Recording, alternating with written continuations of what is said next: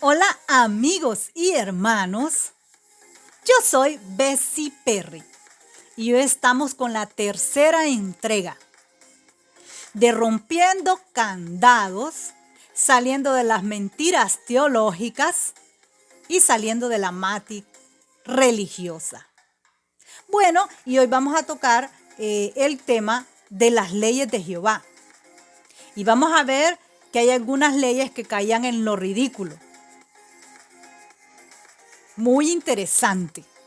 También les voy a hablar acerca de, ¿se acuerdan que estuvimos hablando del texto impresionante que tenemos? El texto impresionante de Éxodo 24:9. Y dice así, de 9 al 11. Y subió Moisés con Aarón, Nadab y Abiú y los 70 de los ancianos de Israel, y vieron a Dios de Israel debajo de sus pies había como un embaldosado de zafiro, tan claro como el mismo cielo. Pero él no extendió su mano contra ellos, los príncipes de Israel. Ellos vieron a Dios y comieron y bebieron. O sea que ahí hubo una gran reunión y un gozo con Jehová. Comieron y bebieron y pues no les hizo nada. Entonces, ahí aclaramos que no concuerda lo que Jesús dijo de que al Padre nadie jamás lo había visto y lo había escuchado, ¿verdad? El mundo no lo ha conocido y que Jesús lo daba a conocer. Si habían visto al Hijo, habían visto al Padre. Jesús nunca dijo que Dios era un Dios de ira. Jesús nunca dijo que era un Dios impiadoso, severo, maldecidor. No, todo lo contrario. Era paz, amor, bendición, era dulzura, ternura, era todo el Padre.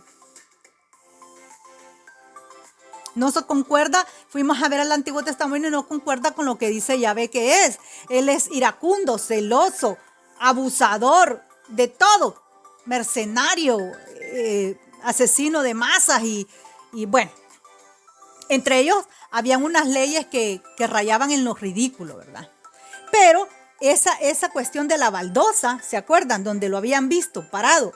Yo recuerdo que en el estudio de la historia, en las tablillas sumerias, ¿verdad? Que les voy a poner unas imágenes.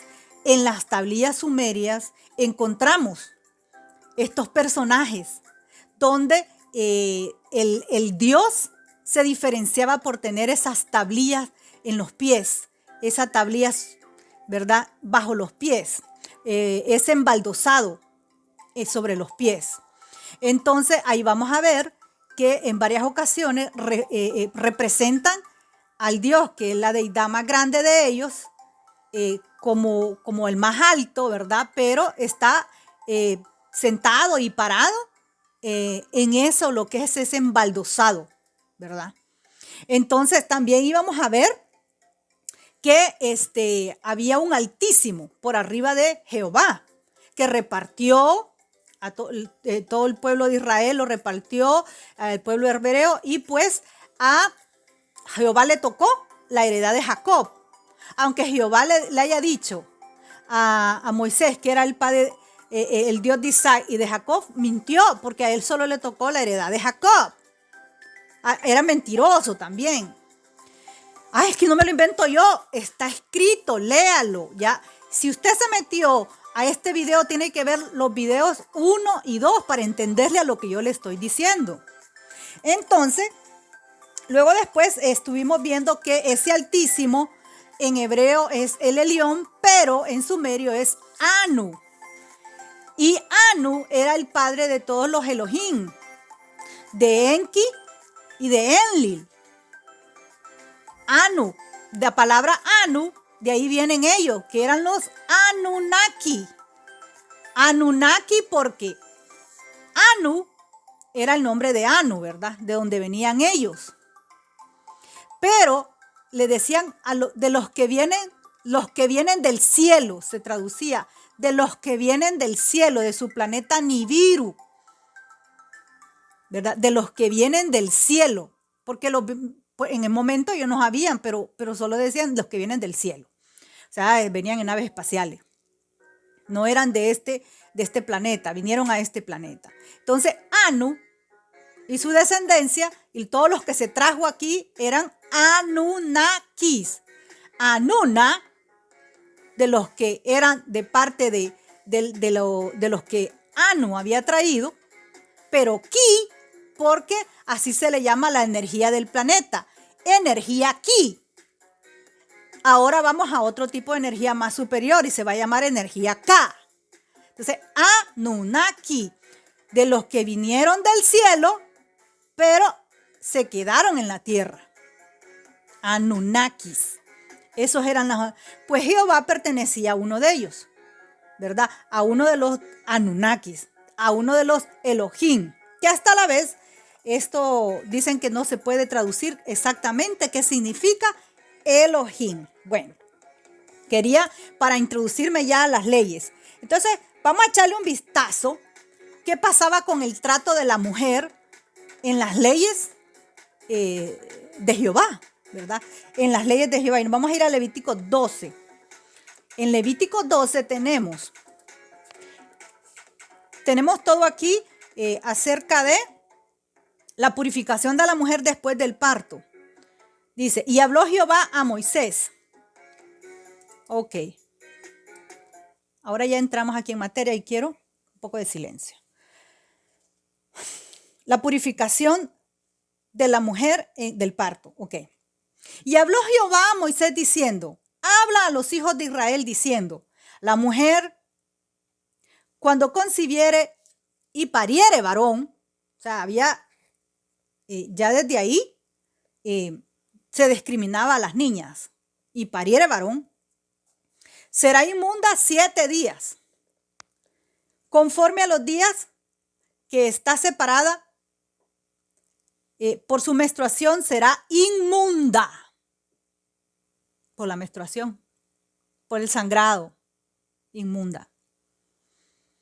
Al 8º día circuncidará la carne de su prepucio, del bebé, porque con él había establecido que ese era el pacto, se van a cortar el prepucio, derramando sangre tan delicada de esa parte y peor de un niño. Mas ella permanecerá 30 días y 3 días en la sangre de su purgación, ninguna cosa santa tocará, ni vendrá al santuario hasta que sean cumplidos los días de su purgación.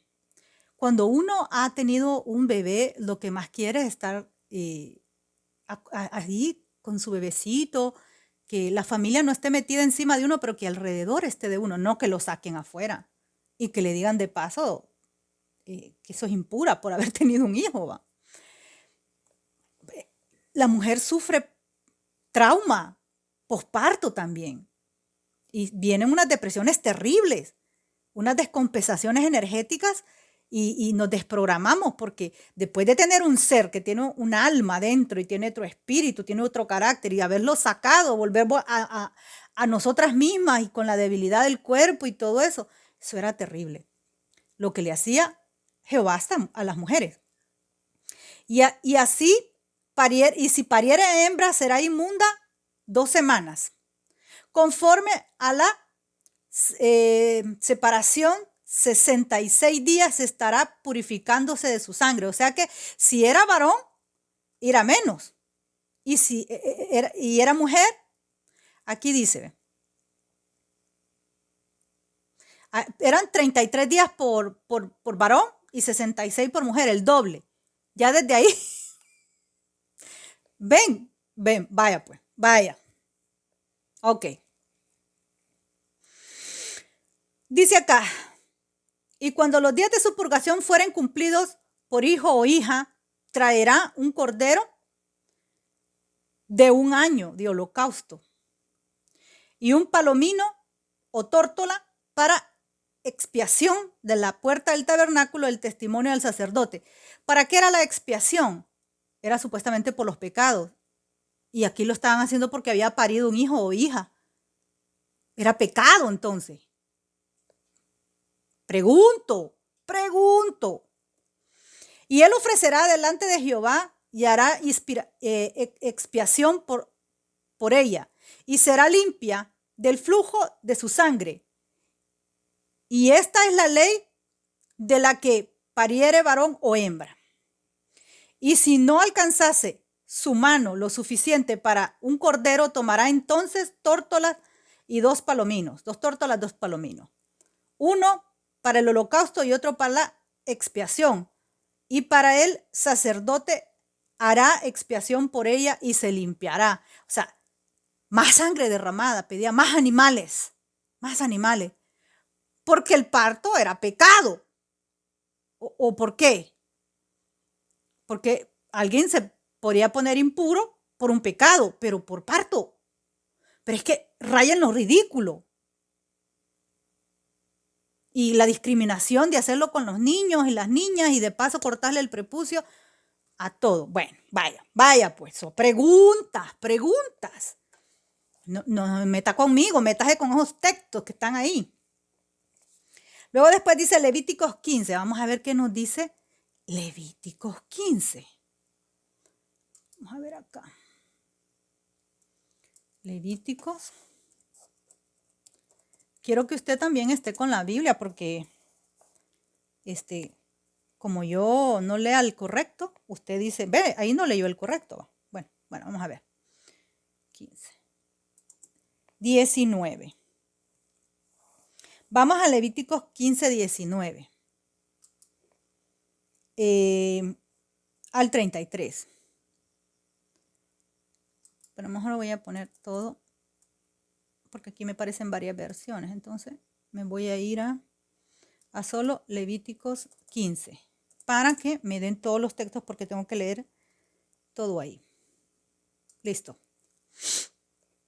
Sigamos, que esto está interesante. Cómo estas leyes que había puesto rayaban en la pura ignorancia. Ya van a ver. Vamos pues. En la pura manipulación. Y dice acá 19. Cuando la mujer tuviere flujo de sangre, la menstruación. ¿Ok? Aclarando, flujo de sangre es la menstruación aquí. Y su flujo fuere en su cuerpo. ¿Dónde va a ser pues? Bueno, tiene que ser en el cuerpo pues.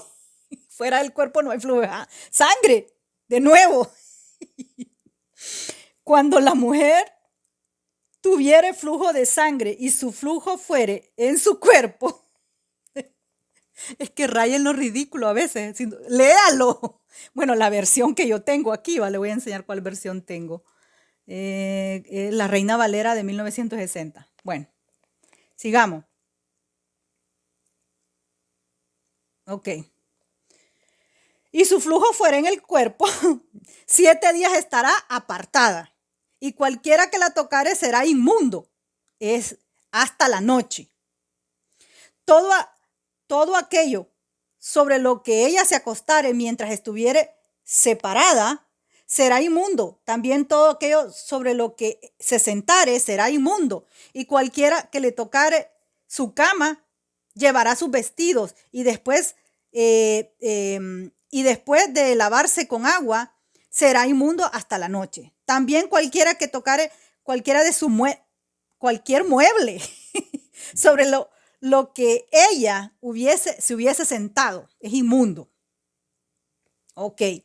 Lavará sus vestidos y llevará luego a sí mismo, lavará luego a sí mismo con agua y será inmundo hasta la noche.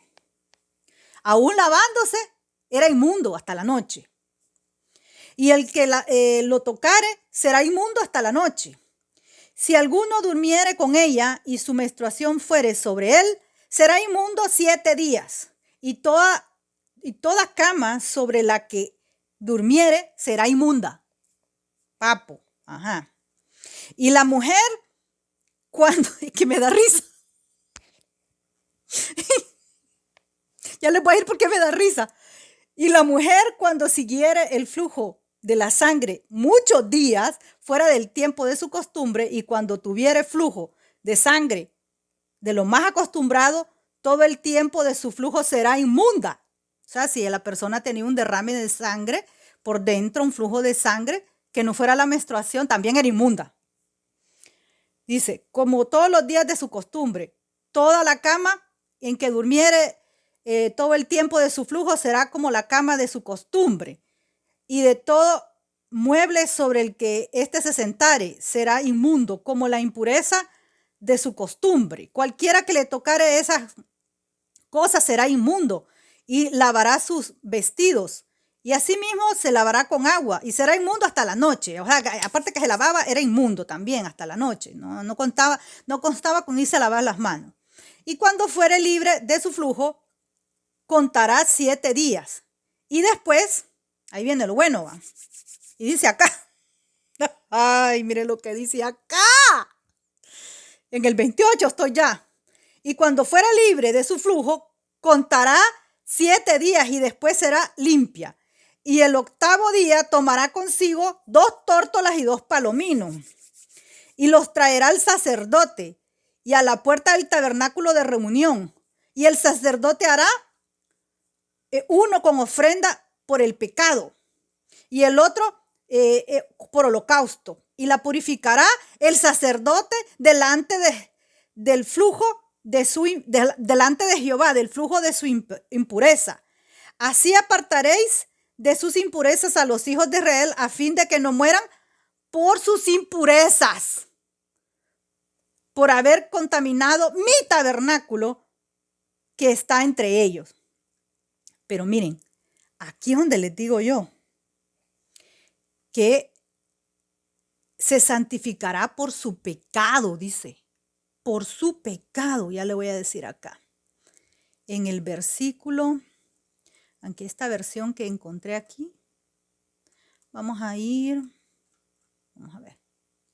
Y dice acá, la ley del flujo tiene la emisión, bueno, y después dice desde el hombre, ¿va? Que si tiene un flujo, será inmundo también. Ok. Hay una versión que leí donde dice que es pecado la menstruación. Ahí se limpiará de su pecado, dice. Vamos a ver qué nos dice acá. En Levíticos 15, impurezas sexuales, dice. Esta es la Biblia, nueva versión. Vamos a ver otra. Aquí dice que tenemos una, vamos a ver. Levíticos 15, Biblia. Biblia, múltiples versiones. Que esto está interesante. Ve como le digo yo, que hay que hacernos preguntas. Vamos a ver qué nos dice aquí, Biblia todo. Estudio, dice acá. Y aquí me salen varias Biblias, creo yo. Ah, sí, este está mejor. Aquí me salen varias Biblias. La versión dice Biblia de Jerusalén. Vamos a ver qué nos dice acá. No me ayuda a bajar todavía. Está cargando. Bien, entonces ahí podemos ver que la menstruación para Jehová era considerado inmundo. Tanto así que la separaban. Una persona inmunda era una persona repudiada. Era una persona que contaminaba a los demás. Una persona que la humillaban, pues. La podían apedrear por estar ahí entre los demás, porque eso era lo que había dicho Jehová. Y eso era para las mujeres de ellos. Espéreme, que ya le voy a contar que era para las otras mujeres de los extranjeros. Entonces, estas leyes ridículas, porque Jehová no sabía nada de lo que era la menstruación de una mujer. Porque la menstruación de la mujer es algo natural, o no es pecado.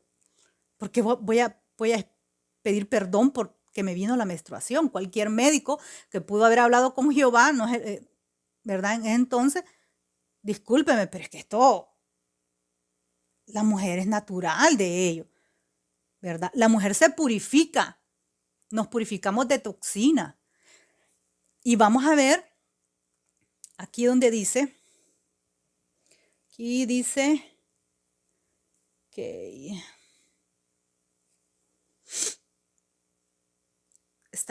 yo me reía el otro día, porque hay una versión que dice, y se purificará del pecado de su flujo. Del pecado del flujo. La menstruación es un pecado. A ver acá. Este ya habla de regla, mire. Esta otra versión ya habla, esta es la Jerusalén. La Jerusalén. Y ya en el 26 dice, todo hecho en que se acueste mientras dura el flujo el puro hecho de la menstruación y cualquier mueble, en la locura, pues, en la locura de que dice aquí impureza de la regla. Impureza de la regla. La cama era impura, la silla que se sentaba era impura, lo que tocara a ella era impura. Dice que si había alguien que la tocara a ella tenía que lavarse las manos y esa persona era impura todo el día hasta la noche. Y tenía que llevar sus vestidos. Sería que eran los vestidos de ella o los trapos de menstruación, qué sé yo. Pero aquello era tóxico, radiactivo y era, porque dijo, al final es interesante lo que dice, no vaya a ser que mueras. Ay, aquí dice aquí, espéreme, que ya le voy a decir. Aquí ve. En el 31, Levíticos 15:31. Mantendréis alejados a los israelitas de las impurezas para que no mueran a causa de ellas, por la contaminación de mi morada, para que esté en medio de ellos. Les había metido miedo de que si tocaban a una mujer con menstruación se iban a morir. Se iban a morir. ¿Sabe que se trabajó lo de separar al hombre y la mujer y poner al hombre en un patriarcado y poner a la mujer a someterse a ese patriarcado y alejarla, porque la mujer era valorada un poco arribita de un animal? Eran comerciadas, eran la moneda de cambio de ellos. La mujer era tomada desde los 3 años, desde los 3 años podían abusar de ella. Hasta en las leyes de ellos, que las podían tomar desde niñas, desde los 3 años en adelante. Jehová. Y entonces, eso era para los de ellos, ¿verdad? Y si él dijo, no tomarás la mujer de tu prójimo, era el de la tienda, de ahí de los mismos, del grupito de ellos, pero no tenía nada que ver con el del extranjero. La mujer del extranjero era considerada prostituta, sea quien sea. A esa había que o matarla en guerra, ¿verdad? O abusarla, porque era prostituta. Pero si encontraban niñas, véngase para acá, que esas son de Jehová. Las hacía perderizas, se las llevaba. Vamos a ir a buscar ese texto que le digo yo. Ok. El caso que Jehová ocupaba ahí un médico que le dijera, no, Jehová, mira, esto de la mujer no es impura, es pura ignorancia la que estás diciendo. Es algo natural. Y porque la toquen no se van a morir. Y porque tengan relaciones con menstruación no se van a morir. Porque por eso han venido a muchos a decir que quien tiene relaciones con una mujer con menstruación empieza a tener enfermedades y todo eso. Han inventado cualquier cosa, cualquier barrabasada. ¿Saben qué dicen los hermanos pleyadianos? Los hermanos pleyadianos dicen que la menstruación es tan poderosa, la sangre de la menstruación es tan poderosa, que si nosotros las mujeres todas usáramos una copa menstrual y pusiéramos esa sangre en las plantas, está llena de vitaminas, de minerales y de hierro, que la planta estaría agradecida y crecería, florería. Los hermanos pleyadianos también hablan de que le podemos poner gotitas de sangre a los gatitos, a los perritos, porque está llena de vitaminas. Está llena de vitaminas. Es vida la que nosotros tiramos. De alguna manera van algunas toxinas, pero no tanto como todo lo que jala el cuerpo, ¿verdad? Para que nosotros tiremos esa sangre. Así que usted siéntase beneficiada. Incluso hablaban de que un hombre una vez tenía una gran enfermedad en 2 riñones, los hermanos pleyadianos. Hablaban esta historia. Estaba escuchando yo esa canalización, el canal de los hermanos pleyadianos.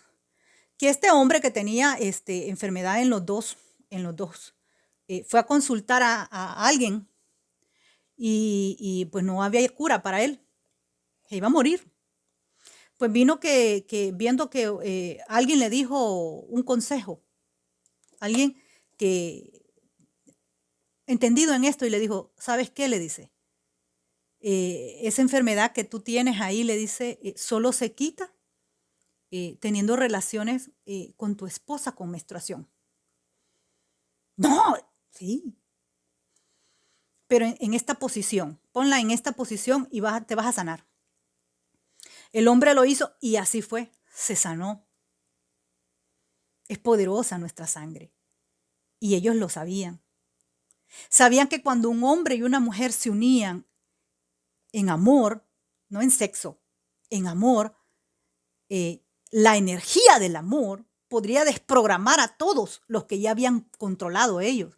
Por eso no dejaban que una mujer la vieran igual y que la amaran. No, la tenían que usar. A la mujer se usaba para parir hijos y para crear familia, no para amarla. Entonces, ellos sabían que cuando dos se unían con amor, el amor desprograma a todos los que están alrededor. Hay que tenerlo en cuenta. Cómo desde ahí nos venían separando. Bueno, voy a darles el texto bíblico donde él pedía a las niñas. Espérenme. Y aquí está. Números 31:1. 31. Vamos a irnos al 14 y después del 32 al 41. Y esta es la venganza de Israel contra Madián. Pues se fueron a meter y a meterle juego a todo, ¿no? Pero él ya en el 14 les dice, y se enojó Moisés contra los capitanes del ejército, contra los jefes de los millares y centenares que volvían de la guerra. Y les dijo Moisés, ¿por qué habéis dejado con vida a todas las mujeres? Venían felices, hombre. El botín eran las mujeres. ¿Por qué? He aquí, por consejo de Balaam, ellas fueron causa de los hijos de Israel prevaricasen contra Jehová. Las mujeres, las que tenían bajo los pies, ¿verdad? Las que tenían bien quietas y no tenían voz y voto. Esas habían sido las que habían prevaricado contra Jehová, imagínense. ¿Qué poder les habían dado? Ni no tenían nada de poder, pues. Tratadas un tantito arriba de un animal. Ilógico. He aquí, por consejo de Balaam, ellas fueron causa que los hijos de Israel prevaricaran contra Jehová, y me imagino que les decían, ese Dios tuyo, como que no. Y ya por eso prevaricaron contra Jehová, ¿verdad? En lo que tocante a Balaam, peor, en lo tocante a Baal peor, ¿va? Porque aquí también Jehová era llamado Baal, Señor. Eso significa Señor. Entonces, pero había uno peor, que se llamaba Baal peor. A este le gustaban las fiestas y le gustaba la runga. Y entonces, como que había muchos israelitas que solo en guerra, pues. Pues las mujeres de ahí en fiesta y en rumba, ellos, pues eso los habían hecho prevaricar. La fiesta y la rumba, el rumbón bailable que se habían armado ahí. Y entonces, Jehová se enojaba. Me lo llevó a los guerreros, a mis asesinos, a mis mercenarios. Las mujeres son las culpables. Bueno, y he aquí, por consejo de Balaam, ellas fueron causa de los hijos de Israel que prevaricaran contra Jehová, en lo tocante a Baal peor, por lo que hubo mortandad en la congregación de Jehová. Matad pues ahora, claro, cuando se enojaba la ira de Jehová, mataba a los mismos. O sea, al que tuviera ahí al lado, ¡ah! Por tu culpa. Mataba a medio mundo. Matad ahora a todos los varones de entre los niños. Óigame bien. Sigue la matanza, o sea, matar, matar y matar y matar. El tipo mataba. Matar ahora a todos los varones de entre los niños. Matar también a todas las mujeres que hayan conocido varón carnalmente. A las que no son vírgenes. ¿Mm? Pero a todas las niñas,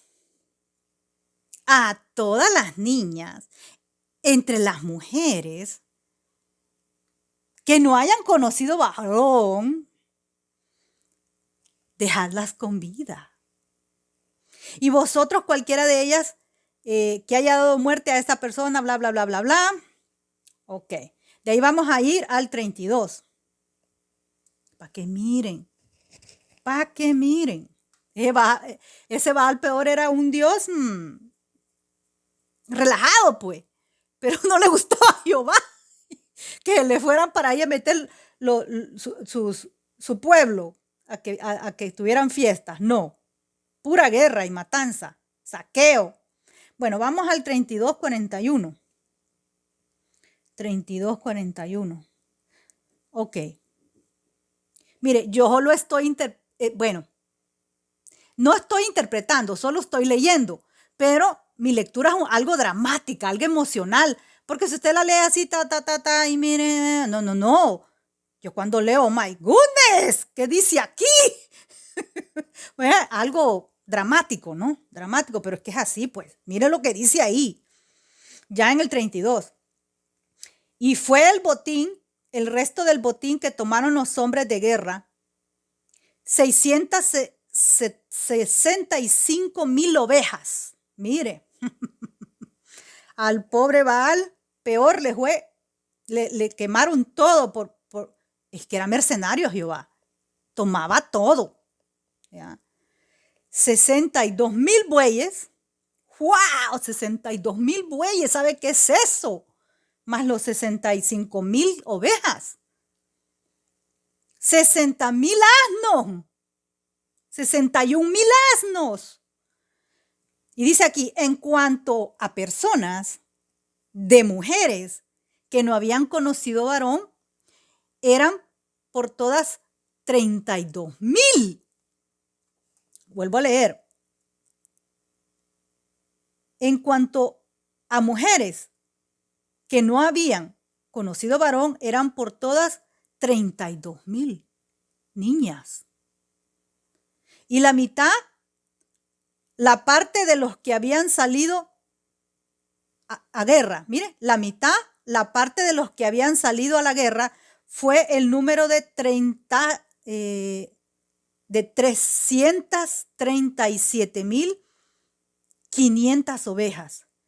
Y tributo a las ovejas de Jehová, y fue 675. De ahí bueyes, 30,000, y luego dice el tributo a Jehová, óigame bien, aquí dice acá, y los bueyes, 36,000. Y de ellos el tributo para Jehová, 72. O sea, de los bueyes. De los asnos, 30,500. Se lo estaban repartiendo y le estaban dando la parte a Jehová. ¿Vean? Y de ellos el tributo para Jehová, 71, pero de los asnos. Ajá. Y de las personas, 16,000. Y de ellas el tributo para Jehová, 32 personas. Estamos hablando de las que no habían conocido varón, eran niñas, 32 niñas. Y uno se pregunta, ¿y es que tenía guardería o kindergarten o qué cosa? Porque eran de Jehová, bueyes, asnos y niñas, vénganse para acá. Se las llevaba y eran de él, perderizas. ¿Para dónde? Okay. Bueno, hasta aquí vamos a llegar porque lo de Biblino está ay. Yo solo leo, yo solo, como le digo, cuestiono y hago, cuestiono y imagino cosas a través de eso y es suficiente. Es suficiente, no interpreto. No, es que quería decir que mire, no, 32 niñas. A la mujer se le trató muy mal. La menstruación era considerado pecado y también la regla. Se hacía expiación. Aparte de eso, si la mujer era moneda de cambio, exigían un dote por ella, la cambiaban por camellos. ¿Mm? La mujer era peor vista un poquito arriba de un animal prácticamente. La mujer extranjera era considerada prostituta, la asesinaban, la podían violar, hacer todo, ¿no? Pero a la niña chiquitita, a esa traerla, esa no ha conocido varón, chiquita. Y Jehová se llevaba su porción. Para que mire. Yo no lo estoy diciendo, lo dice ahí. No, lo leyó, lo dice ahí, vaya pues, vaya. Yo no estoy inventándome nada. Haciendo preguntas.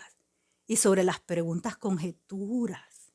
Ya sabemos que Jehová era físico, comía y bebía. ¿Mm? Y lo que usted vio en el capítulo donde Moisés habla de que se le apareció en el monte Sinaí y que vio bocinas y el trueno, la voz de trueno y que era como luces, era la nave espacial. Era la nave espacial. Él no podía saber que era la luz porque no había electricidad en esos momentos. Dijo que era fuego. Las voces como bocinas eran todo lo que era el ruido de la nave espacial. ¿Mm? Por ejemplo, cuando le dijo, pasaré por ahí y no podrás verme, ocúltate detrás de la roca. Eso era la nave espacial que pasó, porque se traducía como el Rúa, mi espíritu, mi gloria. Y eso es algo que vuela, que tiene alas para volar, el Rúa, el espíritu. Entonces, era la nave de Jehová. Me imagino yo que lo que era los gases que tiraba, eso quemaba. Por eso le dijo, ponte detrás de una roca. Porque cuando fueron a verlo allá arriba, los 74, no los quemó. No estaba la gloria de Jehová ahí. Pero sí cuando pasó, ahí dice que Moisés le vio la espalda. Lo que vio fue lo de atrás de la nave espacial. Conjeturas. No le digo que esta es la verdad, pero ya más o menos, porque en ese entonces nos habían de naves espaciales, pero ahora más o menos nosotros vamos mandando. Bueno, y también no lo digo yo, también lo dice Biblino, que es el que también hace la verdadera traducción de la Biblia y nos cuenta esto también. A continuación lo tenemos. Y son palabras importantísimas, y eso después lo vamos a ver. Es decir, no sabemos nada del texto, es un texto sin fuentes, es predicado por gente que no sabe el idioma en el cual fue escrito, 1.000.200.000, 1.000.200.000, 1.000.000.000 y 300.000 cristianos, aunque acá quiero ser bueno, 1.000.000.000, creen ciegamente en lo que está escrito en un libro que jamás leyeron. ¿Es verdad o no es verdad?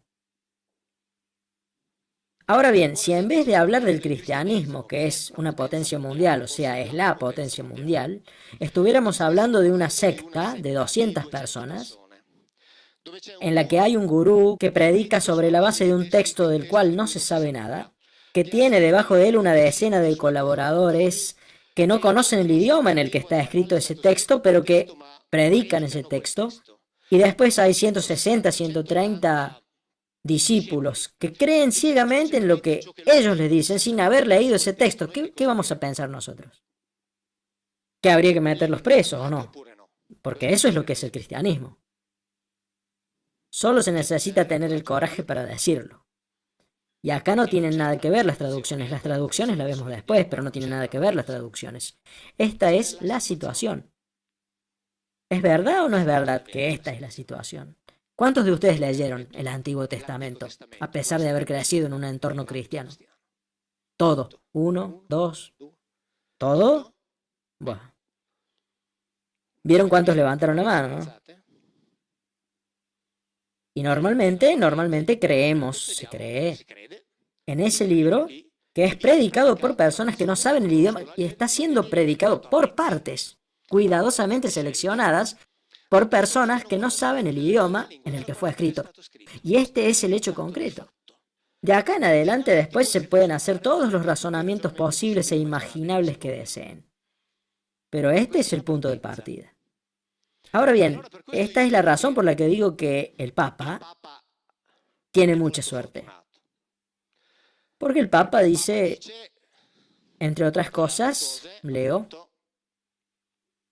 hacer la guerra en nombre de Dios es blasfemia, es satánico.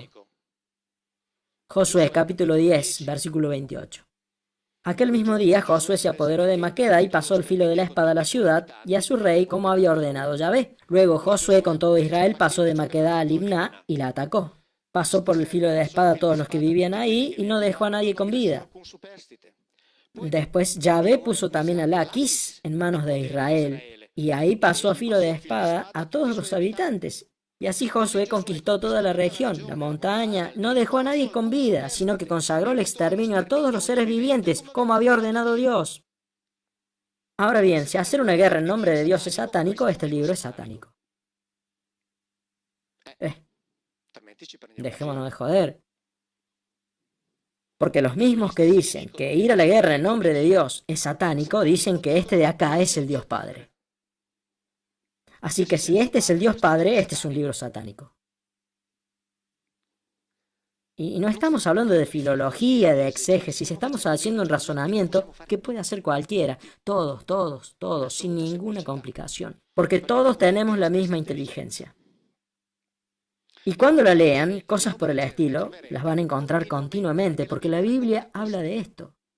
Nosotros tenemos que exterminar a aquellos de allá porque tenemos que meternos allá donde están ellos. Punto. Eso es todo lo que hay que saber. No hay otro significado. No hay nada más. Y cuando tengan ganas, léanla. Y cuando lean sin filtros los salmos, van a ver que los salmos son cantos de guerra. Cantos en los cuales una familia se alaba a sí misma y a su comandante y le declara la guerra a los otros. Y cuando en los salmos se habla de salvación, se habla de la salvación pero de esa familia con respecto a sus enemigos. Después todo esto fue tomado por la teología y fue transfigurado, transmitido, transportado en ese mundo metafísico que la teología elaboró e inventó. Pero en la Biblia ese mundo no existe. Porque no existe. Cuando digo que no existe, esto es algo que repito siempre, yo no digo que Dios no existe. No digo que el mundo espiritual no existe. Porque yo del mundo espiritual no sé nada. Yo de Dios no sé nada. Por lo tanto, no hablo de eso. No me pregunten a mí si Dios existe o no existe, porque yo no lo sé. No me pregunten cuál es la verdad, porque yo no sé cuál es la verdad. No lo sé ni siquiera para mí, así que imagínense si le tengo que enseñar a otro. Yo lo que digo solamente es que este libro no habla de las cosas que dicen allá, punto. Como no hablan todos los otros libros de la antigüedad. Este, desafortunadamente, cayó en manos de los teólogos. Los teólogos deben ocuparse de la teología. De hecho, cada tanto, en Cerdeña, Liguria, un teólogo enojón,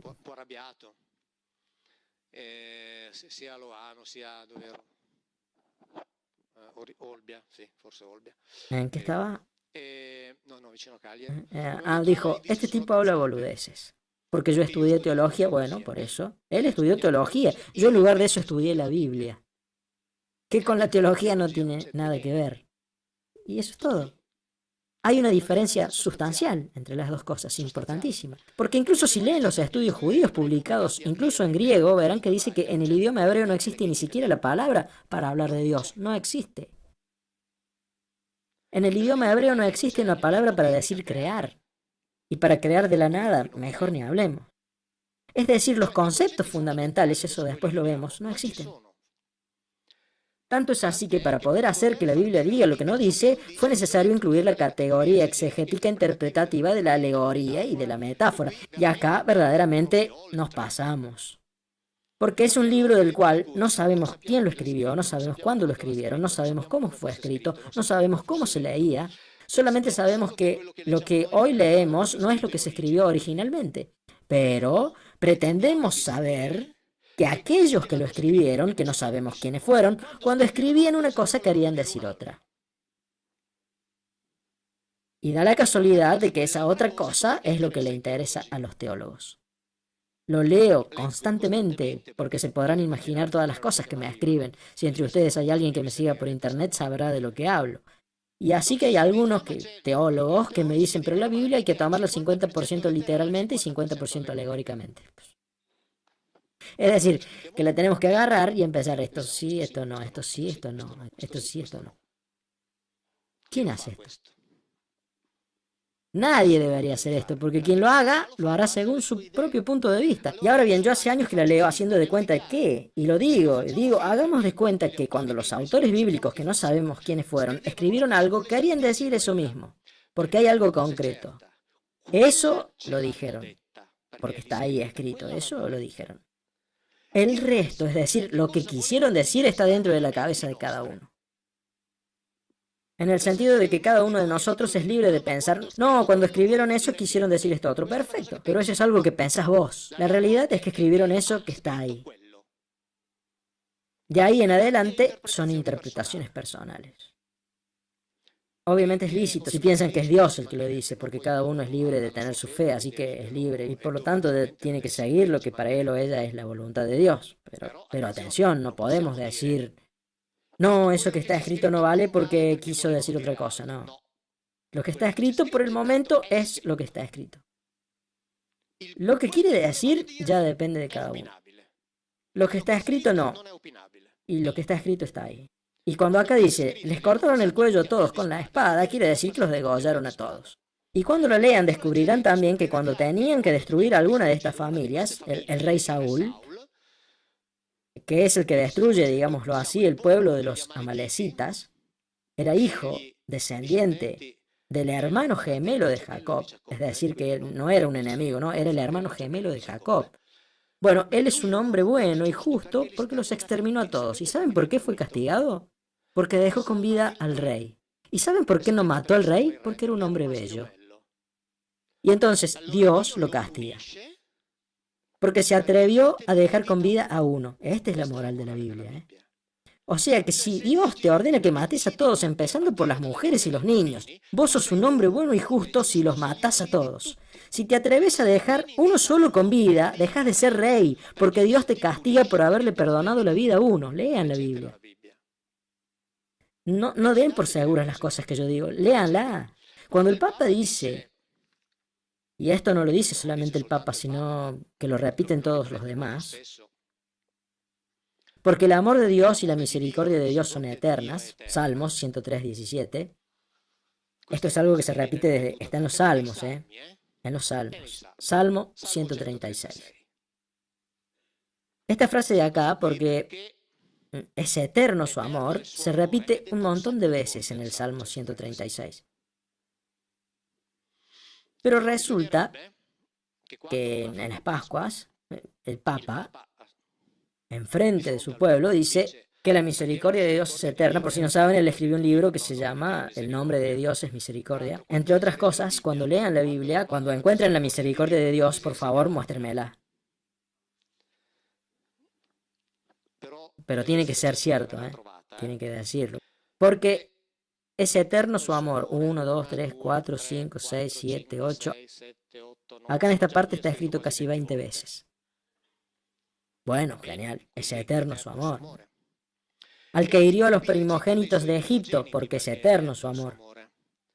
Y sacó de allí a Israel, porque es eterno su amor. Con mano fuerte y brazo poderoso, porque es eterno su amor.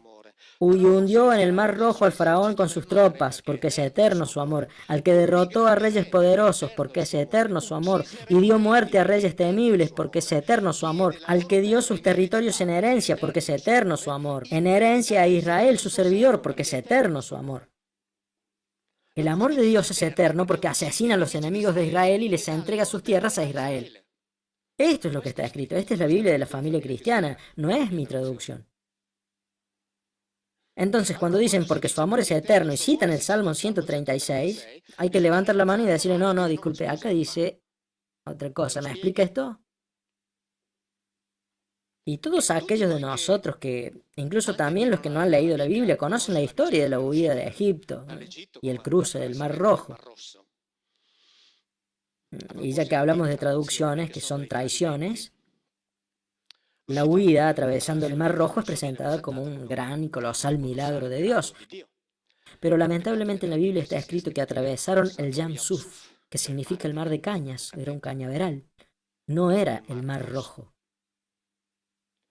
Y los que no saben el idioma lo predican como el cruce del Mar Rojo, ya saben, con los dos muros de agua. Los que son viejos como yo recordarán la película Los 10 Mandamientos con Charlton Heston, se deben acordar. Bueno, todo eso no existe, no pasó. Atravesaron un cañaveral, un pantano. Y en la Biblia se menciona 3 veces ese cruce, y cada una de esas veces lo llama el Yam Suf. Y si hay alguien entre ustedes que sepa hebreo, pregúntenle qué quiere decir Yam Suf, mar de cañas. Pero esos que lo predican y que no saben el idioma, lo predican como el cruce del Mar Rojo, como el gran milagro de Dios, que no existe, porque ni siquiera aparece en la Biblia. Tanto es así que si ustedes agarran la Biblia traducida literalmente del hebreo, van a encontrar que dice Mar de Cañas y no Mar Rojo. Y no es la traducción mía. Van a encontrar que dice Mar de Cañas. ¿Entienden? Así que, cuando se habla de estas cosas de acá, se habla precisamente de una estructura que predica la Biblia basándose en este tipo de, digámoslo así, traducciones. Pero traducciones que se vuelven un poco más problemáticas si nos ponemos a examinar el concepto fundamental. Porque cada vez que ahí se habla, que aparece discutido, predicado del Antiguo Testamento, y se predica a Dios, obviamente, ¿de qué se habla? Del Dios eterno. Tanto es así que,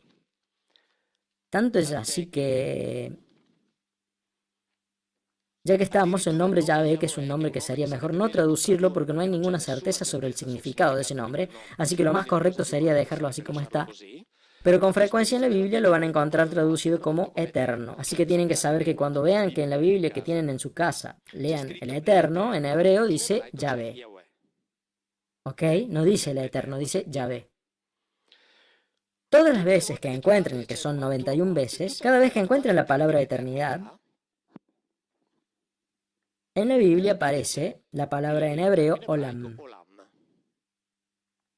Olam siempre se traduce como eternidad. ¿Quién quiere venir a leer acá de la primera fila? Este es el diccionario de hebreo y aramaico bíblico de la Sociedad Bíblica Británica. La palabra olam, esta es la edición italiana. Aquí mire, la palabra olam, que se traduce como eternidad, ¿qué es lo que está escrito en el diccionario? No traducir como eternidad.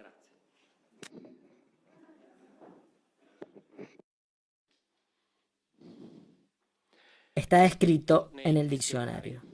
No traducir como eternidad. ¿Y cómo lo van a encontrar traducido? Como eternidad, todas las veces. Y esto no está escrito solamente acá en el diccionario este. Después les voy a leer lo que dijeron los teólogos el 6 de marzo pasado en Milán. Está escrito en todas partes. Pero los que predican la Biblia hablan de eternidad cuando hablan del Antiguo Testamento. Pero la palabra eternidad no está. No existe ni siquiera el término.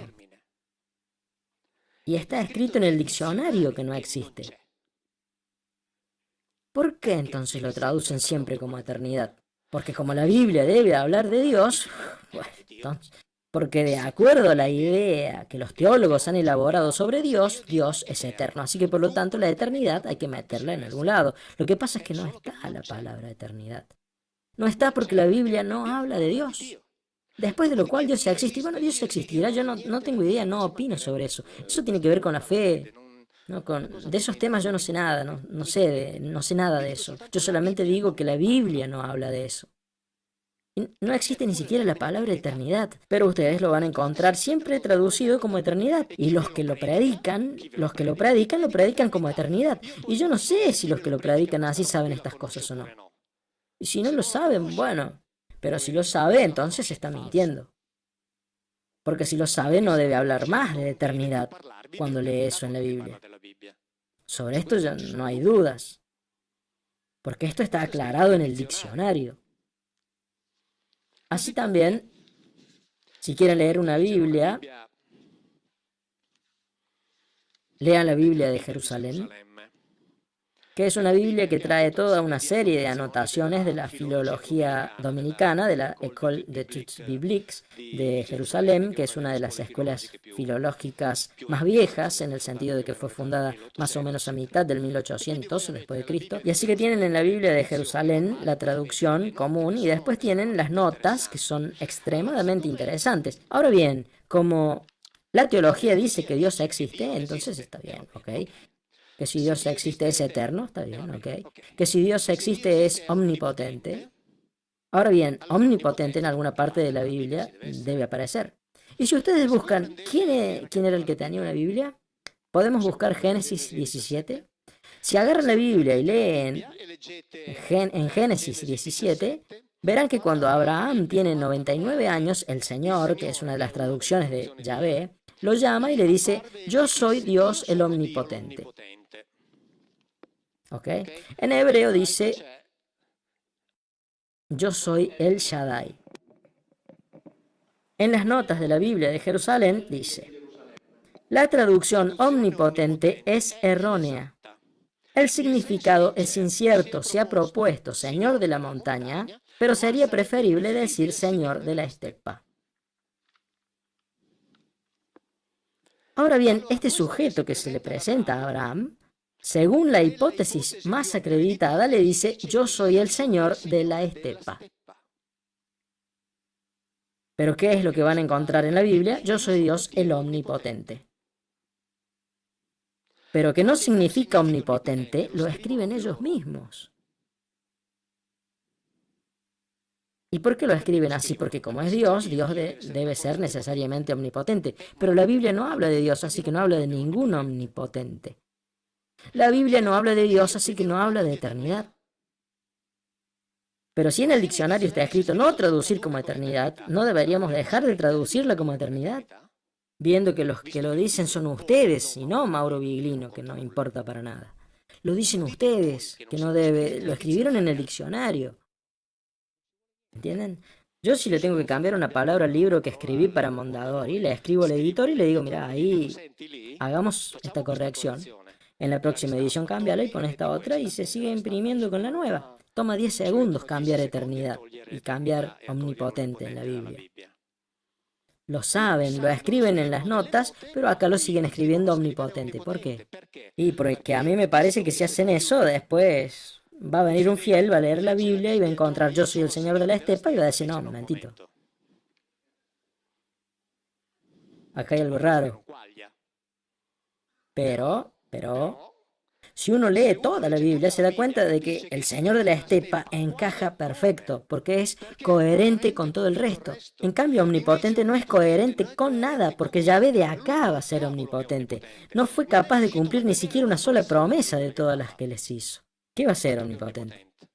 Tenía sus colegas que lo frenaban, así que hizo lo poco que pudo llegar a hacer. Piensen que al principio le prometió a Abraham, yo te daré todo el territorio que está entre los dos grandes ríos, es decir, del Nilo al Éufrates. Y pasaron los siglos y los siglos y los siglos y solamente logró conquistar algunas parcelas de pasto y un par de montañas en Canaán. Nada que ver con el Nilo y el Éufrates. ¿Qué me vienen con que es omnipotente? Era el Señor de la estepa. El Señor de la estepa es coherente con toda la Biblia. Omnipotente es totalmente incoherente con todo lo demás que está escrito en la Biblia. Totalmente incoherente. Lo que pasa es que no la leemos. Porque si la leyéramos diríamos, pero ¿por qué este coso dice que es omnipotente si después... Y no lo es, ni siquiera está escrito eso. Ni siquiera está escrito eso. Y lo dicen ellos mismos que no está escrito eso, no yo. Entonces que lo saquen. Ahora, si en hebreo no existe una palabra que signifique Dios, si no existe el término omnipotente, si no existe la palabra eternidad, entonces ¿de qué estamos hablando acá? De un libro sobre el que se basan todas las religiones que conocemos y que es predicado por gente que no sabe ese idioma, que es predicado por partes y que es aceptado como verdad por gente que nunca lo leyó. Esta es la realidad. Y a los que lograron esto los tengo que felicitar porque verdaderamente se merecen ampliamente el premio Nobel al control de las mentes, con honores, porque la verdad es que son unos genios. Después se entiende también por qué es que durante siglos estas cosas fueron impuestas también usando la violencia, con la prohibición incluso de tener la traducción. Así que quien tuviera en el medioevo la traducción en lengua vulgar debía entregársela al obispo porque, bueno, había riesgo de que alguno la entendiera. ¿No? Había riesgo de que quien la leyera después la entendiera o de que alguno empezara a hacerse preguntas. Pero esta es la verdad. ¿Me entienden? Y lo dicen ellos mismos.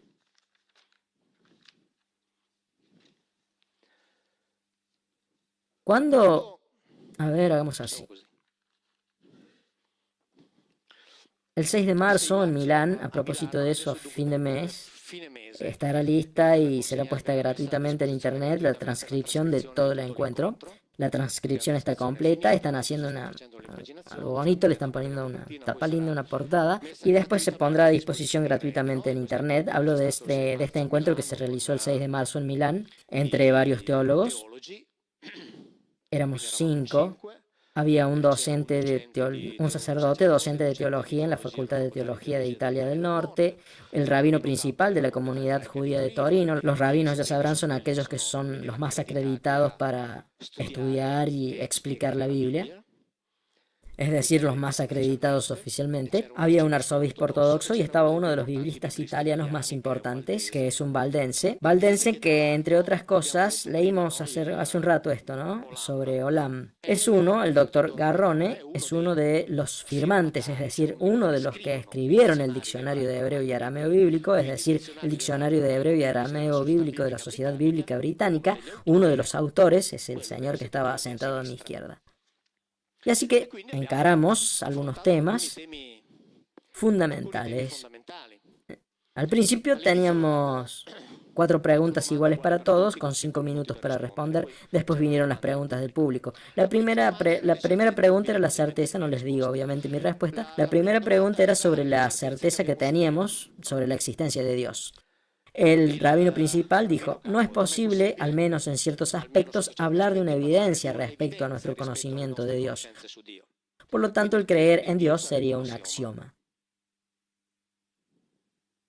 No tenemos evidencias. Sigamos. El biblista valdense dijo, no puedo demostrar cuál es la fuente de ese conocimiento, no puedo demostrarlo. Pero si lo quieren, entonces aparece la certeza de que en ese libro resuena la voz de Dios.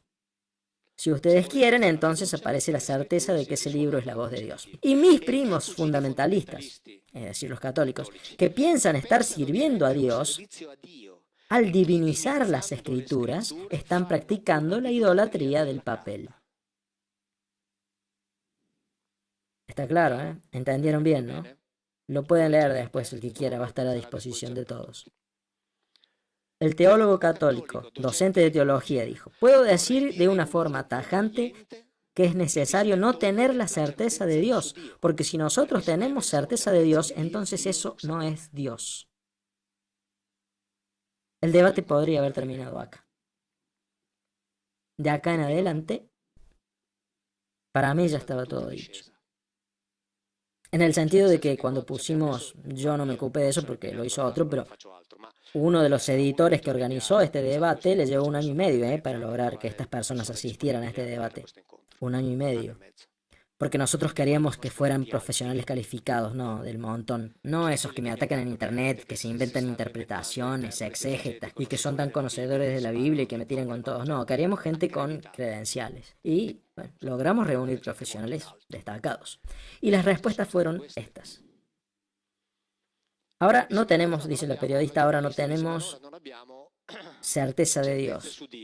La segunda pregunta fue, ¿tenemos certeza sobre las traducciones? Y también ahí,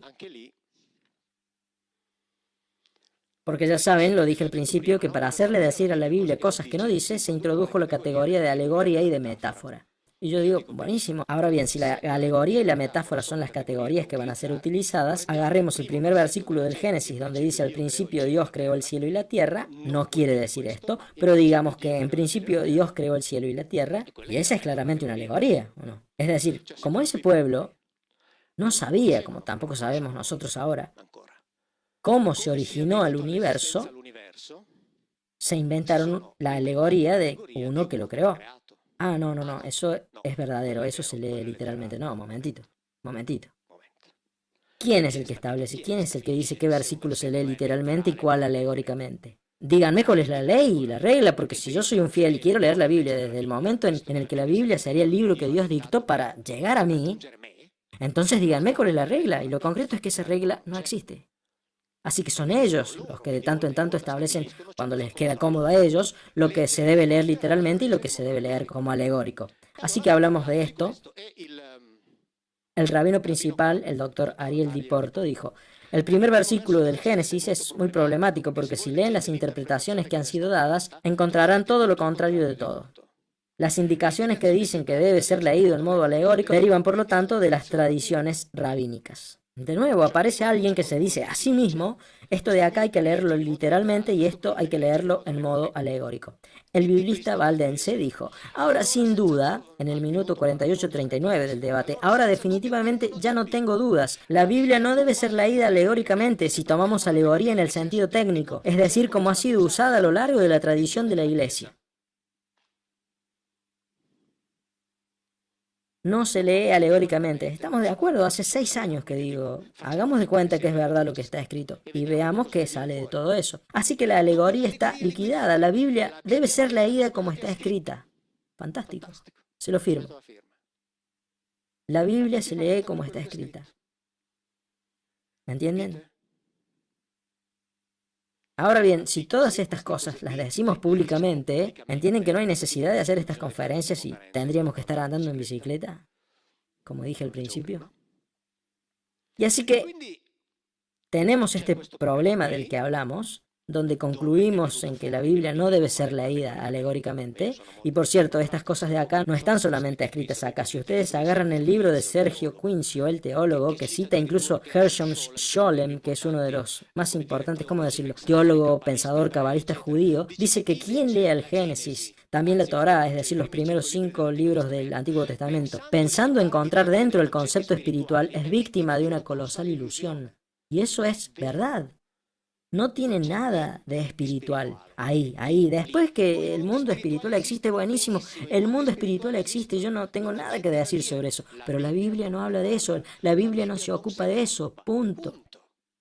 Después de lo cual cada uno buscará el mundo espiritual, hablará con los ángeles. De eso no tengo nada que decir. ¿Qué me importa a mí? No me calienta eso. Pero que no me vengan a decir que los ángeles son los que se mencionan en la Biblia, porque de eso sí que tengo cosas para decir. Pero todo está ahí, todo está ahí. Ahora bien, que la Biblia no se lee de esa manera, lo dicen un montón de teólogos, un montón. Pero después, cuando le hablan a la gente, tienen que decirles que dice la eternidad, que dice el omnipotente, que existió la creación, porque si no se les cae todo el circo, se cae como una piedra. Pero se cae todo, no en el sentido de que se cae la Biblia, se cae todo eso que le construyeron arriba. Y la Biblia finalmente aparece con su verdadera moral, con su verdadera esencia, no como un libro de fábulas, sino como un libro que cuenta cosas concretas. Y cada tanto aparece alguno que me dice: usted quiere destruir la Biblia. No, yo estoy defendiendo la Biblia. No la quiero destruir, la estoy defendiendo y digo: miren que ahí está escrito esto. Después de lo cual hagan lo que se les cante, pero sabiendo que está escrito esto. Ahora bien, después se dijo: muy bien, pasemos a las traducciones. Hay cosas que ahora no son compartidas por todos, naturalmente. Y se habló de eso, por ejemplo, se habló del omnipotente. Y el arzobispo ortodoxo, por ejemplo, dijo: pero en efecto, yo creo que acá estamos todos de acuerdo, como decía Mauro, yo había hablado antes, donde tantas veces se debe releer el texto bíblico. Hay que releer un texto donde muchas veces se pierde el sentido de la palabra, como por ejemplo omnipotente, que no tiene nada que ver con el texto original. Pero si no tiene nada que ver, que lo saquen. Es simple la cosa, se hace en un ratito. Van y lo sacan.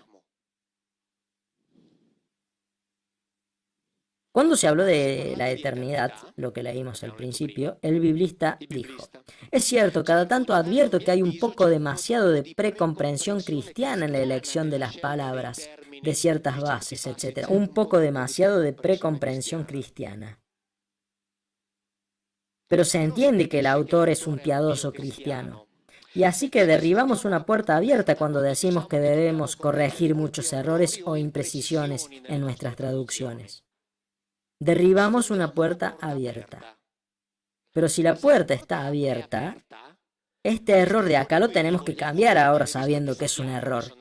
Y si sabemos que son errores y continuamos escribiéndolos, ya no son errores, es falsificación deliberada.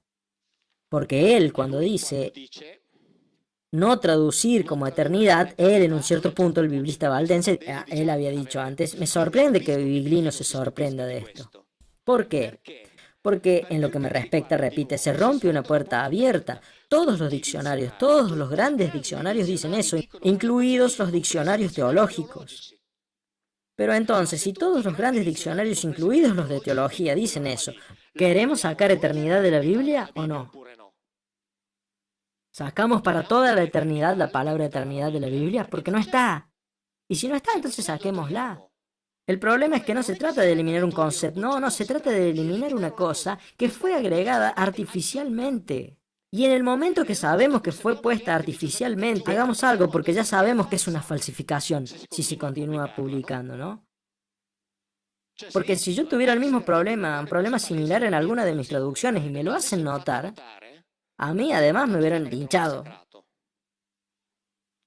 inmediatamente, pero yo a partir de la impresión del día siguiente lo hubiera hecho cambiar, es obvio, ¿no? Si uno se da cuenta que hay un error, lo corrige. En cambio acá no, lo dicen todos, pero ahora en este momento en el mundo, en alguna parte, se están estampando miles de Biblias con la traducción eternidad. Y si no existe, entonces cambiémosla. Y esto fue mucho más allá. Escuchen lo que dijo el teólogo católico. En el mundo semítico no existe el concepto filosófico metafísico, no existe el concepto ni de la eternidad, ni de la inmortalidad. Este concepto de la creación de la nada es una visión que es completamente ajena a la mentalidad semita.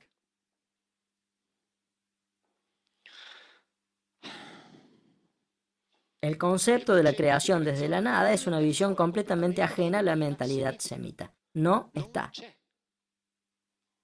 Y si no está, entonces, basta, no está. Tanto es así que si leen las obras de muchos otros teólogos, ellos dicen que, o sea, son traductores, exégetas judíos, todos docentes universitarios en la universidad judía, tanto en Estados Unidos como en Israel. Por ejemplo, ellos escriben en libros como, a ver si acá lo tengo, en un libro como este, que es un libro de la Sociedad de Publicaciones Judías, donde escriben todos rabinos, todos docentes universitarios. Acá está escrito que el relato de la creación no es otra cosa que el relato de una serie de subdivisiones en una cierta situación para tratar de poner orden. Los rabinos, docentes universitarios, la creación no está en la Biblia. No está, no existe ni siquiera el concepto metafísico. El cristianismo, ¿saben por qué existe? Existe porque existió la filosofía griega, la cual fue tomada, en especial el platonismo y el neoplatonismo, y metida a la fuerza a los golpes dentro de la Biblia, para hacerle decir a la Biblia cosas que la Biblia no dice. Si no hubiera existido la filosofía griega, el cristianismo no existiría, el judaísmo sí, porque el judaísmo no tiene nada que ver con la filosofía griega. La filosofía griega fue el instrumento gracias al cual fue creado el pensamiento religioso cristiano, metiéndolo a la fuerza dentro de la Biblia.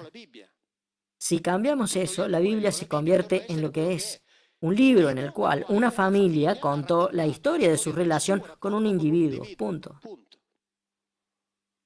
Tanto es así que un montón de cosas que digo yo, los judíos lo saben hace rato, como después veremos cuando hablemos de la clonación, etc. Y uno entonces se dice, pero ¿por qué no lo dicen públicamente? Y bueno, porque no tienen ningún motivo para decirlo. Porque el cristianismo agarró ese libro, que era, por cierto, el relato de la relación entre una familia, no del pueblo judío, sino de la familia de los israelitas, porque los otros judíos fueron descendientes de la misma familia de Abraham, fueron exterminados. Así que atención, porque no hablamos de todos los judíos, hablamos de los israelitas, los descendientes de Jacob, que después fue renombrado como Israel, de la relación entre este sujeto, Yahvé, y ellos. Punto y aparte, se terminó. Así que fue tomado, se lo transformó en algo que no era, y este Yahvé fue transformado en el Dios omnisciente, trascendente, omnipotente, etcétera, etcétera, etcétera. Y así que los judíos dicen, o sea, que ustedes inventaron, primero nos robaron el libro, y después inventaron lo que se les dio la gana, ahora crean todo eso que se inventaron. Problema de ustedes. Nosotros no tenemos por qué explicarles nada. Nosotros sabemos, dicen ellos, qué cosa es la Biblia. Es nuestro libro. Después ustedes se lo robaron, se construyeron todo lo que se les dio la gana, así que ahora siguen creyendo todo eso que se inventaron. ¿Qué nos importa a nosotros? Cuando en enero el Papa Francisco anduvo como hace periódicamente, por la sinagoga de Roma y se encontró con el rabino principal de la comunidad judía en Roma, el rabino Riccardo Di Segni, sonrisas, abrazos y besos, pero no están de acuerdo en nada. El rabino Riccardo Di Segni dijo, creo que lo tengo por acá escrito, a ver, dijo una cosa estupenda, dijo, nosotros no recibimos al Papa, lo pueden corroborar porque me parece que está en internet, nosotros no recibimos al Papa para hablar de teología, porque la fe no es objeto ni de tratativas ni de debate político. Como diciendo, mejor de esto no hablemos. Porque si se ponen a hablar, la gente entiende que no están de acuerdo en nada. Y si la gente entiende que entre la Iglesia romana y el judaísmo, que comparten la Biblia, no están de acuerdo en nada, la gente se va a poner a hacer preguntas. Porque van a decir, ¿cómo es posible que hayan empezado con el mismo libro y después? Porque es obvio. Porque para uno de ellos ese libro es una cierta cosa bien concreta, pero a los otros les hizo falta inventarse algo igualmente preciso, pero preciso desde el punto de vista de su fantasía. Y así que por eso de estas cosas ellos no hablan en ningún término, para nada. Entre ellos, especialmente cuando están en público. Porque incluso cuando la iglesia le dice a los judíos, ustedes son nuestros hermanos mayores en la fe, yo les soy sincero, si yo fuera judío les diría no. O sea, lo dicen igual, pero no públicamente. Yo con tu fe no tengo nada que ver. Vos me robaste un libro. Yo con la fe que construyeron sobre ese libro no tengo nada que ver porque ese libro habla de mí, no de vos. No de ustedes. Habla de nosotros, de la familia de los israelitas. Esas son promesas para nosotros. Y si nosotros cumplimos con nuestra parte del pacto, después Él cumplirá la suya, pero que tiene que ver con nosotros, no con el mundo de la cristiandad, que es un mundo construido artificialmente. Por eso es que no discuten de teología, menos públicamente, porque de otra manera la gente se da cuenta y la gente no tiene que entender que no estamos de acuerdo en nada.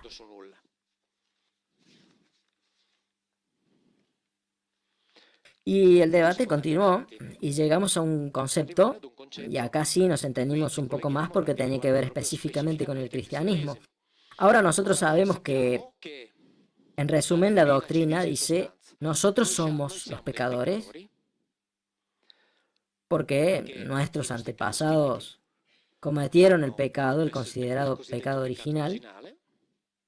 Nosotros nacimos manchados por el pecado original, que este pecado original es el que trajo la muerte y el sufrimiento al mundo, y que por lo tanto nosotros debemos vivir con la esperanza de que a través del mediador nos podremos reconciliar con Él, el cual, a través del envío de su Hijo, que fue enviado acá para ser torturado, asesinado y después resucitado, podremos tener una esperanza de acceder a la vida eterna que teníamos antes. Pero la eternidad en la Biblia no está. Cuando se habló del pecado original, la pregunta respondió primero el rabino principal.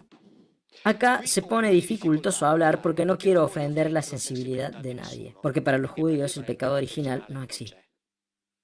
Porque en la Biblia no está.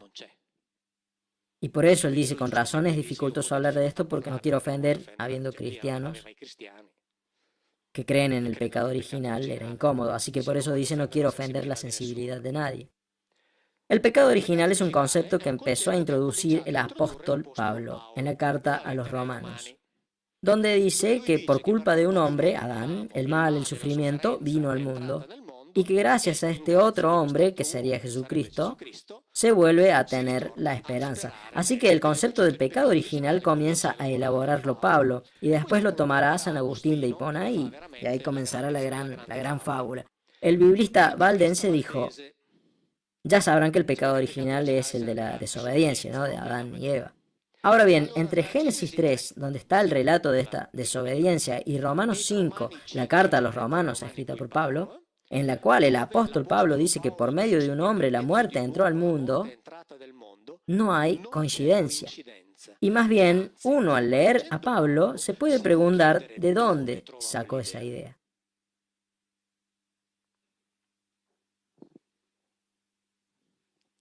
Y yo estoy de acuerdo con él, entonces paremos esta farsa, ¿no?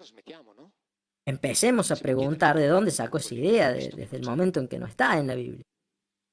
El católico dijo: hay que separar el concepto del pecado original del concepto clánico, es decir, que si los padres han pecado, los hijos sufren las consecuencias. Una situación de este tenor, según mi punto de vista en el Nuevo Testamento, es ampliamente contradictoria, pero también desafortunadamente es ampliamente usada por la teología.